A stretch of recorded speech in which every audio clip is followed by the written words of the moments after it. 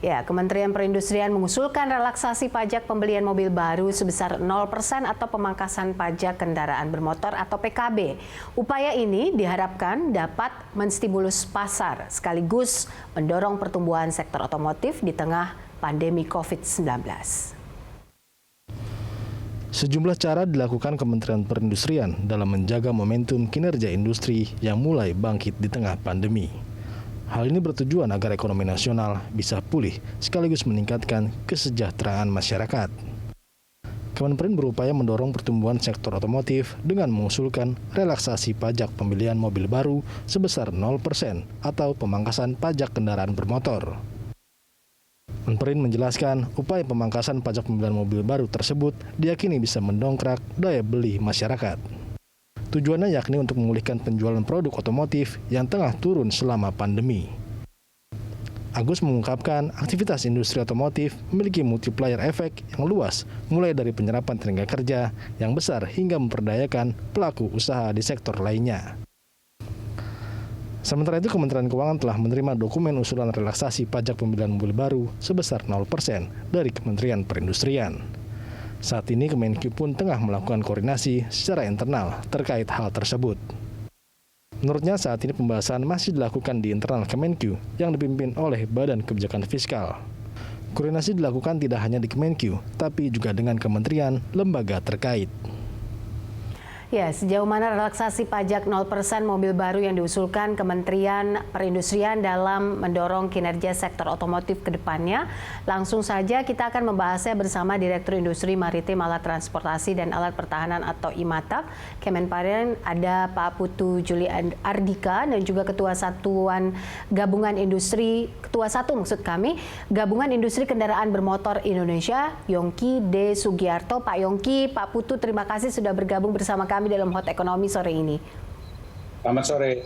Selamat sore. Saya ke Pak Putu. Pak Putu, sebelum ini menjadi angin segar dan karena ini sempat viral minggu ini ya terkait dengan pajak 0% untuk mobil baru, sebelum jadi angin segar untuk pelaku usaha dan juga customer seperti saya. Benarkah bahwa pajak 0% ini akan diberlakukan untuk mobil baru? Sejauh mana wacana ini? Terima kasih Mbak Poppy. Jadi usulan dari asosiasi otomotif itu Gaikindo ini mengusulkan memang ada pajak relaksasi pajak yang diusulkan, yaitu terdiri pada PPN ya, PPNBM dan juga BBKB. Jadi bea balik nama motor dan PKB. Memang keduanya ini dari Kementerian Perindustrian seperti tadi disampaikan ditunjukkan, Bapak Menteri kami sudah mengirimkan surat usulan tersebut ke Kementerian Dalam Negeri dan Kementerian Keuangan. Jadi proses ini sudah dibahas mungkin nanti kita bisa mendapat penjelasan dari Gaikindo kenapa ini penting. Kalau kami dapat datanya bahwa terutama Malaysia dengan relaksasi pajak kendaraan bermotor ini dampak COVID-19 itu di industri otomotifnya seperti kurva V. Ya, jadi sebelum COVID, ya, pada saat COVID turun, nah ini pada waktu pendek dia udah langsung naik. Malah Januari Februari itu udah lebih rendah daripada Juni Juli. Ya mungkin ini salah satu kenapa asosiasi otomotif kita mengusulkan ya, karena kalau kita lihat di negara ASEAN ini memang yang paling jatuh penjualannya adalah Indonesia. Padahal Indonesia pasar domestiknya terbesar sampai dengan 2019. Nah sekarang kita ada di nomor 3, sehingga ini dicoba diusulkan langkah-langkah untuk bisa mendorong industri ini seperti tadi disampaikan. Ini baik itu kaitan ke belakang maupun ke depannya bagi ekonomi ini luar biasa. Oke. Ada 1,5 juta yang bekerja di sini, ya, sehingga dampaknya akan sangat luas. Baik, Pak Putu, sejauh mana sudah koordinasi ini dengan Kemenkyu? Apa tanggapan Kemenkyu terkait dengan usulan stimulus ini? Ya, dari beberapa kali rapat, dan juga difasilitasi oleh Kementerian Koordinator Menko Perekonomian, bidang perekonomian. Ini kita udah beberapa kali rapat, dan Kemenkyu ini sedang tadi udah disampaikan sedang melakukan pembahasan internal untuk melihat kemungkinan untuk usulan yang disampaikan oleh Kementerian Perindustrian. Oke, baik. Saya ke Pak Yongki. Pak Yongki, sejauh mana bahwa relaksasi ini bisa ikut menurunkan, maksudnya diterapkan untuk menurunkan harga mobil ini bisa sangat berdampak terhadap tingginya angka penjualan? Ya, begini. Jadi informasi yang kami terima dari OJK maupun dari Asosiasi Perusahaan Pembiayaan (APPI) itu mengatakan bahwa aplikasi leasing atau kredit yang masuk hari ini kebanyakan adalah mobil bekas. Dari situ kami bisa mengambil satu kesimpulan bahwa daya beli masyarakat kita itu sudah menurun. Nah, kita bilang kalau dia beli mobil bekas ya bagus-bagus saja sebetulnya, tetapi industri kita tidak tertolong karena yang dibeli bukan mobil baru. Sedangkan kita ini sangat concern masalah industri yang ada, khususnya juga industri komponen yang terkait kepada produksi dari mobil tersebut. Maka dari itu, kalau tadi daya beli masyarakat kita sudah turun, mari kita pikirkan bagaimana caranya mobil baru ini juga bisa dibeli. Nah, di dalam satu mobil itu ada 4 pajak yang besar yang kita bayar setiap kali mobil tersebut terjual. Satu adalah PPN, pajak pertambahan nilai. 2, PPNBM, pajak penjualan barang mewah. Kedua-duanya ini ditarik atau dipungut oleh pemerintah pusat. Lalu ada lagi bea balik nama, ditarik oleh pemerintah daerah. Dan pajak kendaraan bermotor, PKB. Tadi saya sebutkan aja mungkin besarannya. PPN itu 10%. PPNBM itu rata-rata kita sebut 10-15% karena itu variabel dari 0% LCGC sampai kepada 125% mobil mewah betul. Lalu yang ditarik oleh pemerintah daerah BBN, biaya balik nama, itu 12,5%. Plus PKB 2,5%. Jadi kalau kita total sebetulnya itu oleh pemerintah pusat ditarik kurang lebih 25%, oleh pemerintah daerah 15%. Jadi total itu 40%. Jadi kalau harga mobil 100 atau 100 juta, itu 40 juta masuk ke kas pemerintah pusat maupun ke daerah.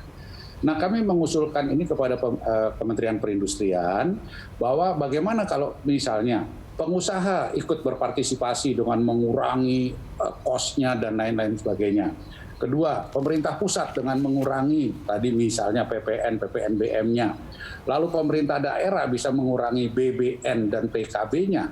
Maka akan terjadi satu penurunan harga yang cukup signifikan sehingga mobil baru ini bisa terjangkau harganya oleh masyarakat. Nah, dengan demikian maka kalau penjualan ini bisa meningkat, maka pabrik-pabrik industri tadi bisa bekerja kembali. Begitu juga tadi pabrik komponen yang jumlah karyawannya itu ratusan ribu. Tadi Pak Putu, Pak Direktur sudah menyebutkan bahwa yang terlibat di sektor otomotif ini totalitas itu 1,5 juta orang. Ya kan, mulai dari pabrik komponen, pabrik mobil, pabrik komponen, sampai ke dealernya, ke APM-nya, ke dealer-dealernya. Ini kurang lebih 1,5 juta orang. Nah, ini kita betul-betul concern masalah ini dan kita inginkan agar jangan sampai terjadi PHK. Ya. Ini yang betul-betul kita tidak inginkan sama sekali.